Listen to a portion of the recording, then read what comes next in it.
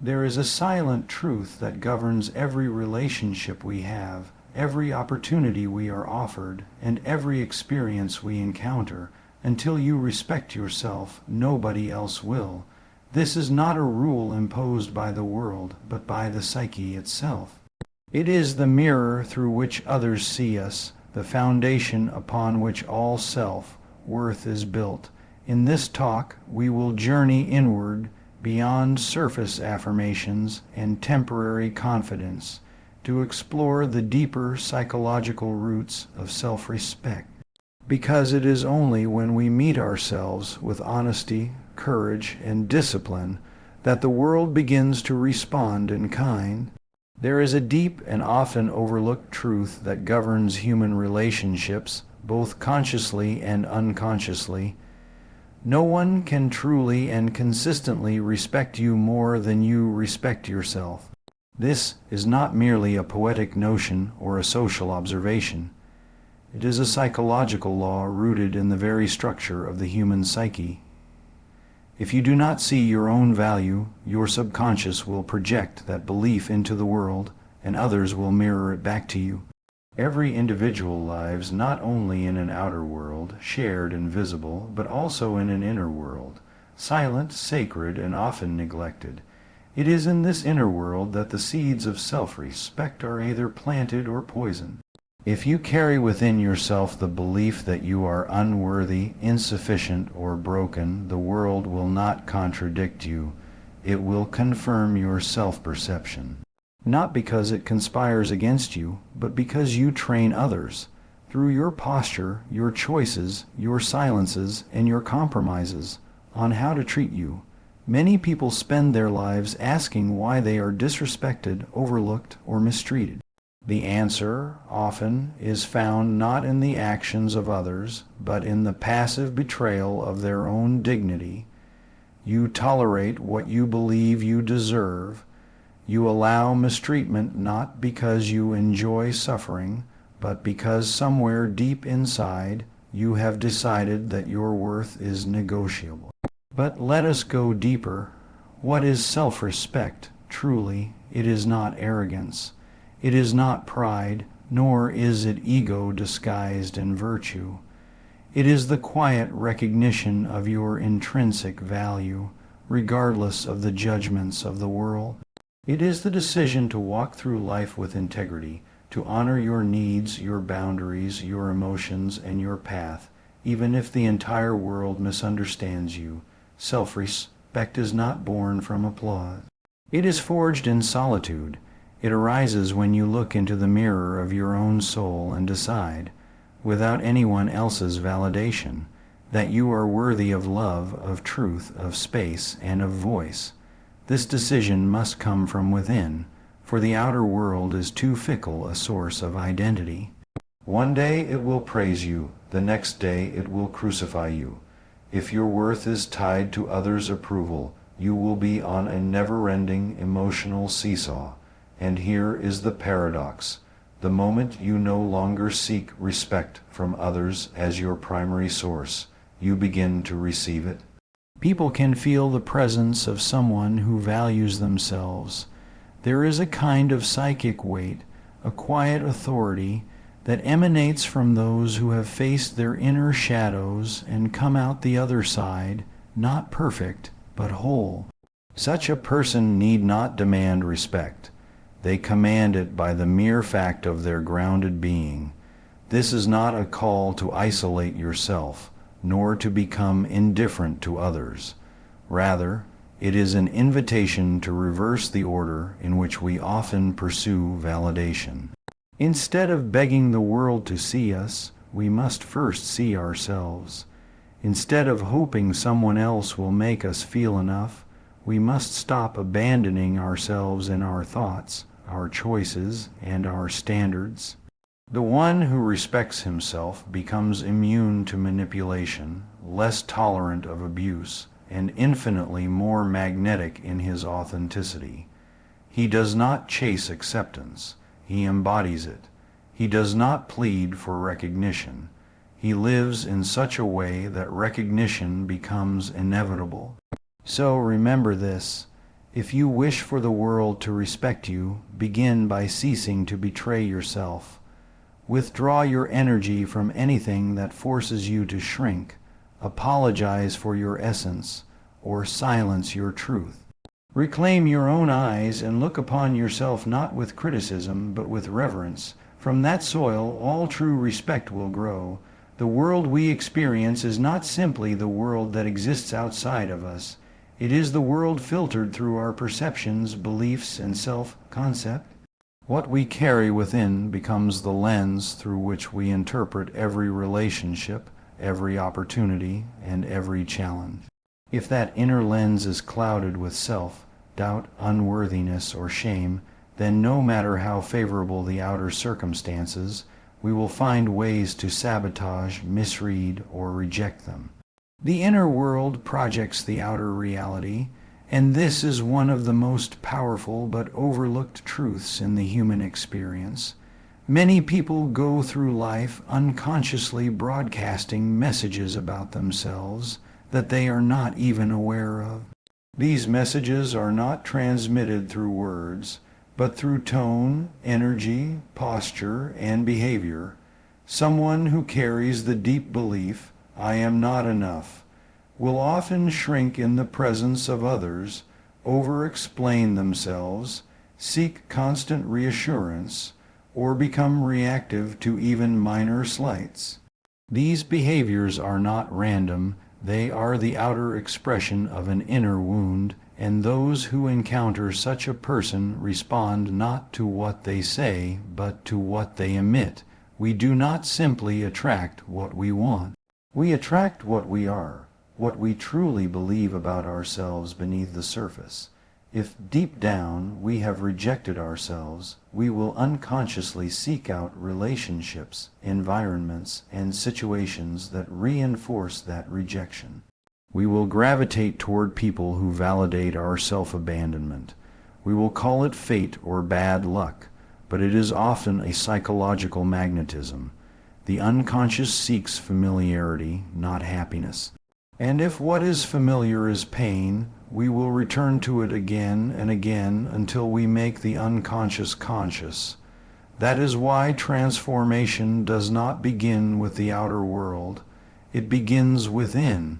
The moment we begin to change how we see ourselves, not with inflated pride, but with honest acceptance and earned self-respect, the world begins to respond differently, relationships shift, opportunities arise. Not magically, but naturally, because we have ceased to broadcast the signal of self-negation. We begin to say no where we once said yes out of fear. We begin to speak up instead of remaining silent to preserve false peace. We begin to show up as ourselves, no longer bending to fit the roles others project onto us. But this change is not superficial. It cannot be faked. You cannot trick the world into respecting you by pretending to be confident while secretly loathing yourself. The psyche is too intelligent for that. Others pick up on incongruence, on the subtle tension between words and energy. If you do not truly believe in your own worth, others will eventually see through the mask. So the work must be real. It must happen in the dark, in the quiet moments when no one is watching. It happens when you begin to face the parts of yourself you were taught to hide, to suppress, or to despise.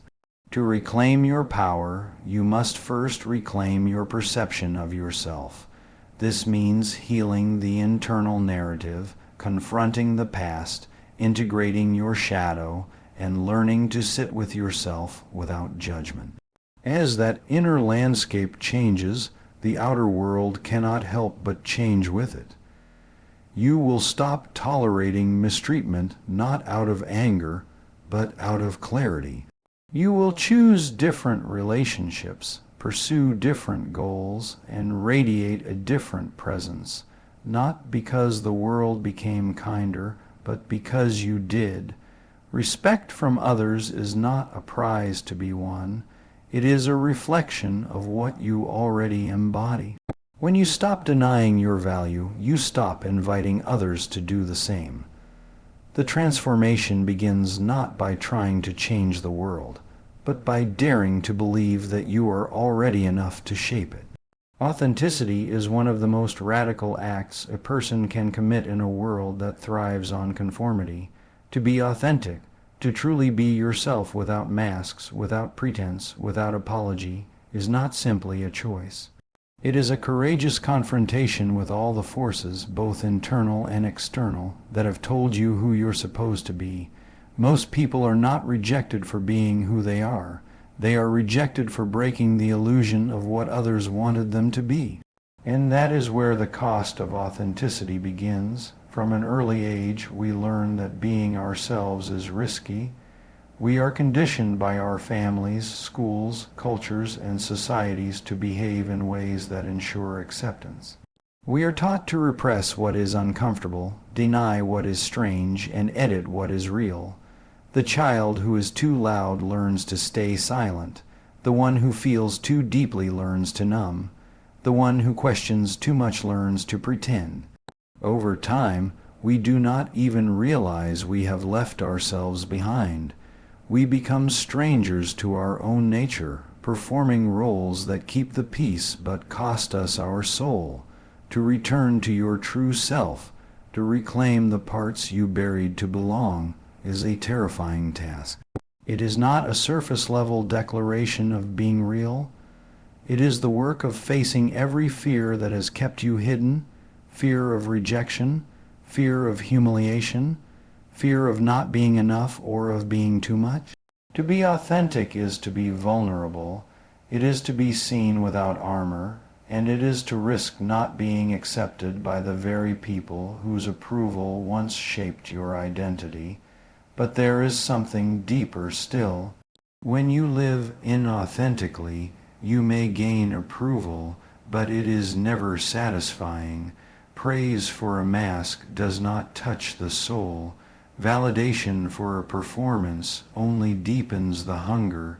You may be admired, but you will always feel alone.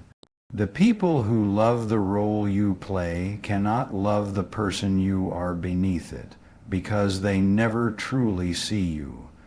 This spiritual loneliness is the price of avoiding rejection, and it is often more painful than rejection itself.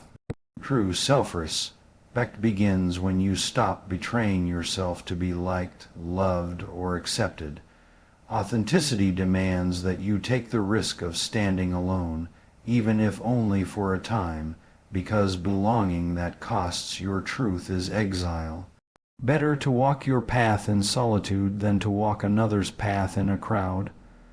When you choose authenticity, you send a signal to your unconscious that you are worthy, not because you have pleased others, but because you have honored yourself. This kind of courage cannot be faked. It must be earned. It is cultivated in silence, in heartbreak, in failure, and in the willingness to lose false connections to gain real ones. When you begin to live authentically, you will lose people.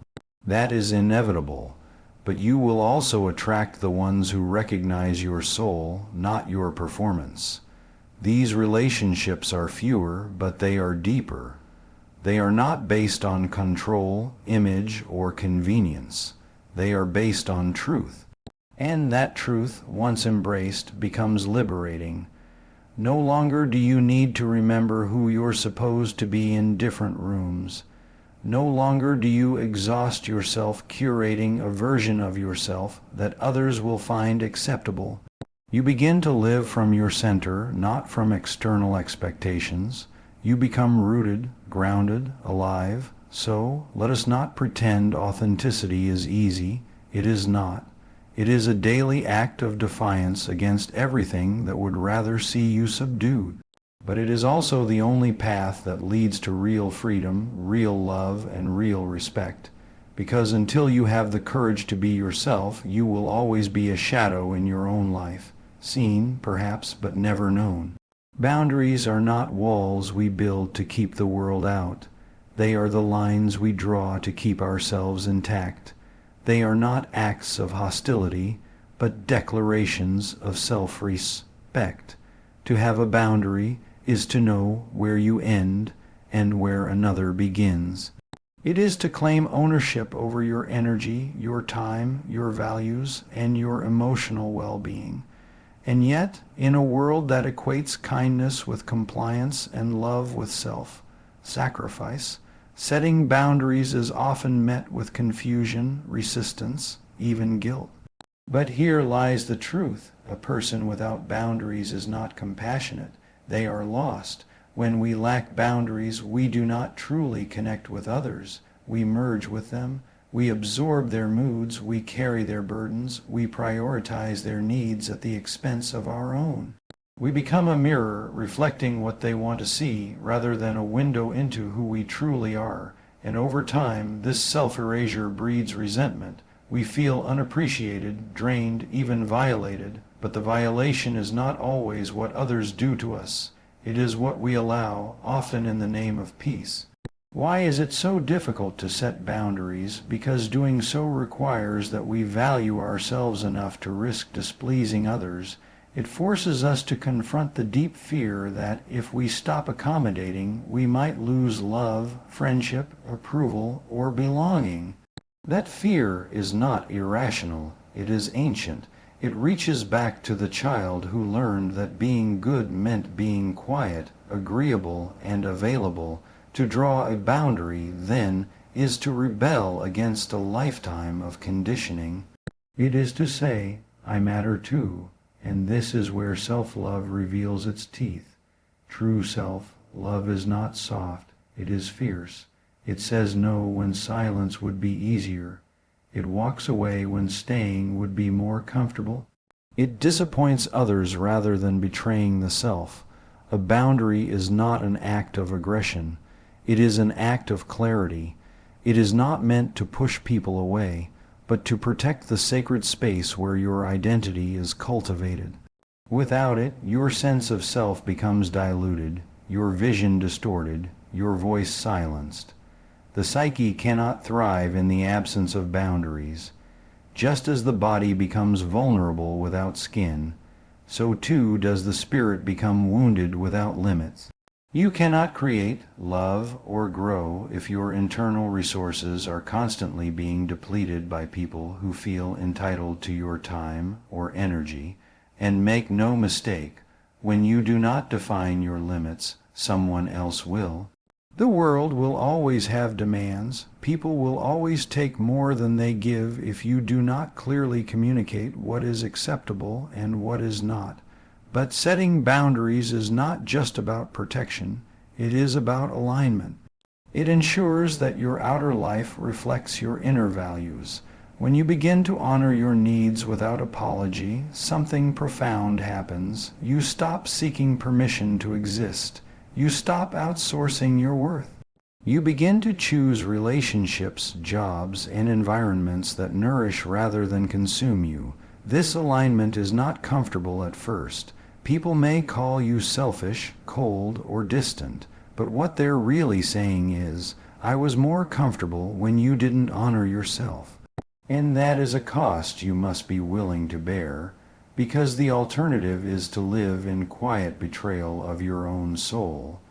Eventually, the pain of that betrayal becomes louder than the discomfort of disappointing others. And in that moment, you are reborn. You begin to live not as a reaction to the world, but as a response to your own truth. So understand this: boundaries are not barriers to connection. They are the conditions for it. Only when you respect your own limits can you truly meet another without losing yourself. Only then does love become real, not the love that consumes, but the love that liberates. Healing does not begin with effort. It begins with truth, and truth, in its rawest form, is often uncomfortable. The greatest obstacle to self-respect, to wholeness, and to inner peace is not the pain we carry, but our refusal to look at it. The wounds we deny become the behaviors we cannot control. The parts of ourselves we suppress do not disappear. They operate in the shadows, influencing our relationships, our choices, and our self-image. You cannot heal what you do not acknowledge. That is not just an insight, it is a law of the psyche. Many people believe that if they do not speak of their pain, it will lose its power. In fact, the opposite is true. What is repressed becomes toxic. What is avoided becomes exaggerated. We build entire lives trying not to feel what we feel. We keep busy. We stay distracted. We chase success, love, or perfection, not because we are ambitious, but because we are afraid of what might surface in stillness. The pain we run from eventually becomes the architecture of our identity, and as long as we avoid it, it rules us. To acknowledge your pain, your flaws, your failures, your fears, it is no small thing. It is an act of radical honesty. It is the moment you stop pretending and start listening. You begin to ask not what's wrong with me, but what hurt me. You trace your anger to the place where you were once silenced. You follow your anxiety to the place where you were once unsafe. You question your people, pleasing, your perfectionism, your addiction to control, and you begin to see these not as defects, but as defenses. They were the strategies of a younger self trying to survive. This shift in perception is essential. Until you acknowledge your wounds, you will mistake them for personality traits. You will say, "I'm just bad with intimacy," rather than "I was never taught that love can be safe." You will say, "I'm too sensitive," rather than "my feelings were never validated, so I learned to question them." These are not subtle distinctions. They determine whether you live as a prisoner of your past or as a participant in your own healing. But acknowledgement is not wallowing. It is not victimhood. It is not about blaming others or indulging in sorrow. It is about seeing clearly. It is the light that dissolves shame, because what you can see, you can understand. And what you can understand, you can begin to transform. This is the process Jung called individuation, the integration of all parts of the self, including the ones we have buried or disowned. Only through integration can we become whole. Self-respect cannot thrive in denial. It demands integrity, the kind that includes not only your strengths but your shadows. To respect yourself, you must first be willing to meet yourself, not the version you show the world, but the one you hide when you're afraid you're not enough. That self is not your enemy. That self is waiting to be heard, to be held, to be brought back into the light. And yes, this process is painful. It will humble you. It will dismantle illusions. You will have to grieve the parts of you that never got what they needed. But through that grief, a deeper peace emerges, the peace of no longer abandoning yourself. You stop needing the world to reflect your worth because you are no longer at war with your own soul. So do not fear the truth of who you are. Fear the cost of ignoring it. The pain you carry is not your fault, but its healing is your responsibility. And that healing begins not with a plan, not with a solution, but with a willingness to look. Self-respect is not a destination you arrive at once and for all. It is not a single moment of awakening or a bold declaration made in a moment of strength. Rather, it is a discipline, a series of choices made every day, often in silence, often without applause. It is the quiet, internal decision to honor yourself, especially when no one else is watching. It is easy to speak of self-respect in grand language, but its truest expression lies in the small, consistent acts of self-loyalty. Each day, life presents us with a series of invitations, some subtle, some obvious, to betray ourselves. They come in the form of situations where we are tempted to remain silent when our truth aches to be spoken, to say yes when we mean no, to shrink when we are called to expand. These moments are not insignificant. They are tests of alignment. They are the spaces where self-respect respect is either reinforced or eroded, and no matter how strong you felt yesterday, today is a new trial. We often imagine self-respect as a fixed quality, like a medal we wear proudly after overcoming hardship. But the psyche does not work that way. Just as the body requires daily nourishment, the soul requires daily affirmation. Every time you choose to prioritize your well-being, to set a boundary, to speak up for your truth, or to walk away from something that dims your light, you strengthen your inner foundation. And every time you compromise yourself to keep the peace, to avoid discomfort, or to earn someone else's approval, you chip away at that foundation, even if no one else notices. The real challenge is not in recognizing your worth in moments of clarity. It is maintaining that recognition in moments of doubt, fatigue, or rejection. When you are tired, when you feel lonely, when someone challenges your boundaries or questions your path, those are the moments when self-respect is most necessary. And those are also the moments when it is most difficult.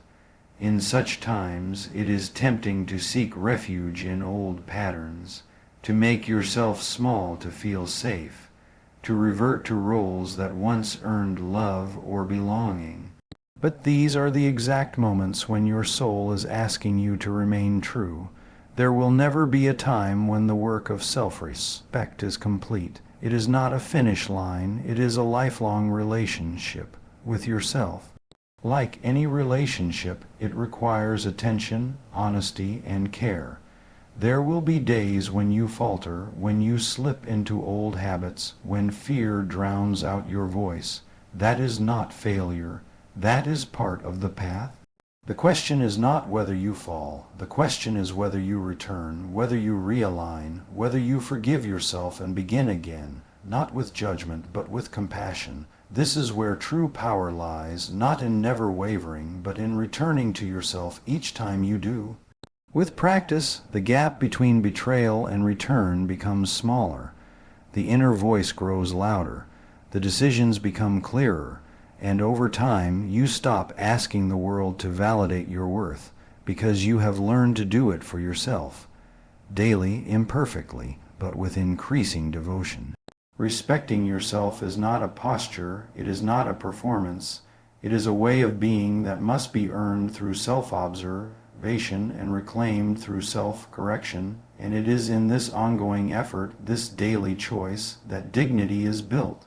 Not by proving anything to others, but by keeping faith with your own soul. So let it be known, self-respect is not something you acquire once and never lose. It is something you practice, moment by moment, breath by breath, for as long as you are alive.